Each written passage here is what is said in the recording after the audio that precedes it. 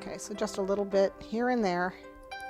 And then what I do on some pieces that I want that white on, actually we'll dip it in the confectioner's glaze. And I need to let it dry for a second. So let me stick it in a piece of foam to dry.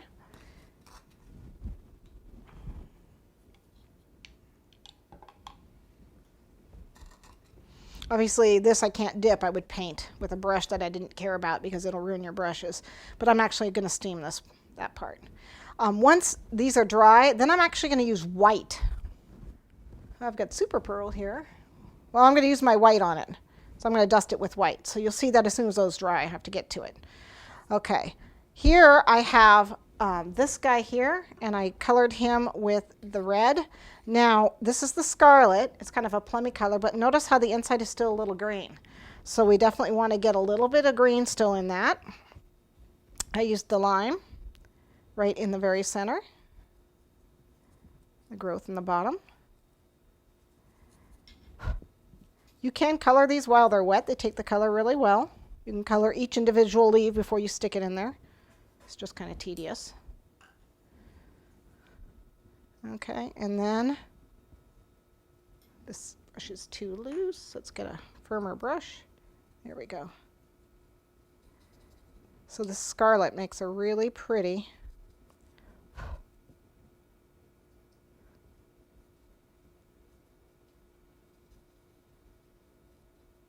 and make sure again that you get the fronts and the backs.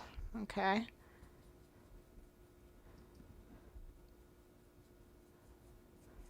And then once we're done painting this, we'll steam it. These are easier to steam.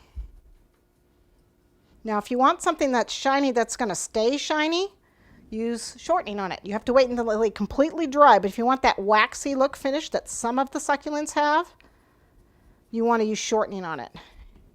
And I'll actually show that with this green one here.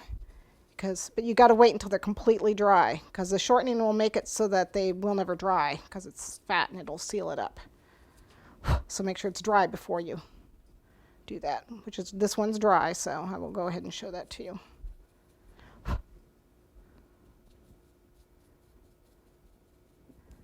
See how I get a little bit on the tips there?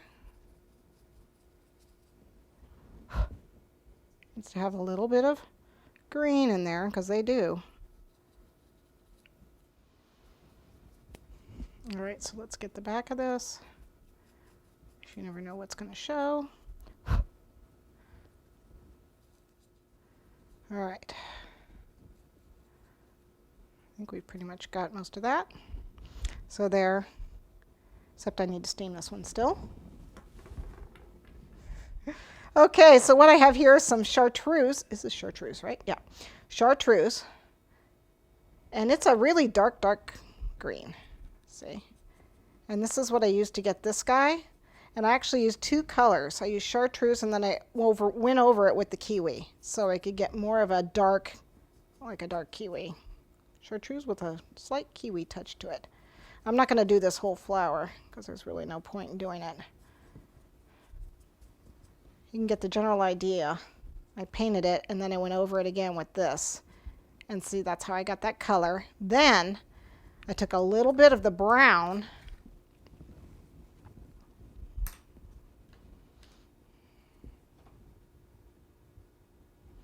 and did just the tips with the brown.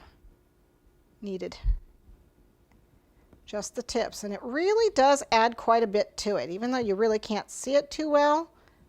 Probably not on the camera, but it really does, especially those little pointy tips. Get that brown. Makes it more realistic looking. Once these flowers are completely dry, then you take your shortening. I did steam it to set the color. And then I take a little bit of shortening if I want it to have a waxy look. And it's kind of hard with your finger because you can't get in all the spots. So take a brush that you don't care about, one of your not so great brushes, and you can use it to paint the shortening on here. And it'll give it more of a shiny, waxy finish. Can you see the shine on that? Let me get some more of it on. I'll tell you what, let me do it on the back, and you can see it on the back. Just be careful when you do it, because you don't want to break your petals. And they're very thick, so you shouldn't have too much of a problem. You see that? Okay, so see, and that's what a lot of the succulents have. They have that waxy shine to them. So you just want to cover this whole thing with shortening to get that nice shine.